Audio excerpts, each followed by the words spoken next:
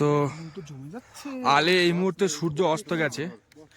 Time lapse নিয়েছি, কতটা ভালো এসছে সেটা জানি না, কালকেই হয়তো আপলোড করব বা দেখব।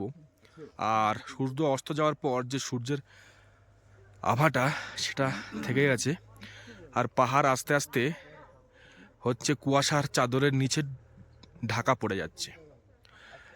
ক্যামেরার সামনে সোজা যেটা রয়েছে এটা হচ্ছে মাউন্ট এভারেস্ট, ঠিক আছে। আর এদিকে যে বাকি পাহাড়গুলো রয়েছে পর্বত, আর এইটা হচ্ছে কাঞ্চনজঙ্ঘা।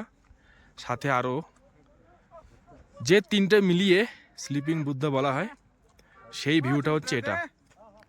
দেখতেই পাচ্ছ, একদম মনে হচ্ছে যে সত্যি কেউ একজন ঘুমিয়ে আছে।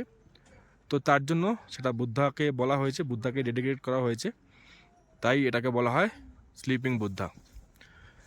মনে হচ্ছে আমার থেকে 1-1.5 কিলোমিটার দূরে, এতটা কাছে আমরা চোখ থেকে দেখতে পাচ্ছি। দারুণ ভিউ এখান থেকে, দারুণ। মোটামুটি ঘন্টাখানেক এখানে বসে সানসেটের একটা টাইম ল্যাপস ভিডিও নিয়েছি। সূর্য একটু আগেই ডুবে গেছে। আর এই আমাদের হোমস্টে আলে আমরা আছি, এখানে আমরা আজকে থাকবো। বিশেষ করে এই সানসেট সূর্যাস্ত দেখার জন্য এখানে আজকে আমাদের স্টে।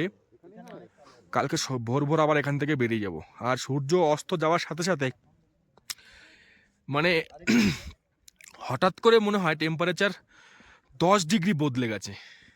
হাত পায়ে এখন ঝিনঝিন করা শুরু করে দিয়েছে। হ্যাঁ, আর মনে হচ্ছে এক্ষুনি একটা হাতে গ্লাভস নেই, সেই হাতটা মনে হচ্ছে কোনো অবশ হয়ে যাবে। হ্যাঁ, ওই যে গ্রুপে যেটা দিয়েছিল মোজাটা, ওইটা কিনে ওখানে পরা উচিত ছিল।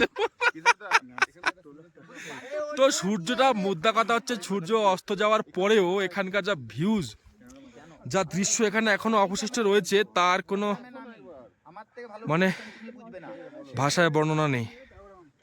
অসাধারণ, বিশেষ করে স্লিপিং বুদ্ধা। ও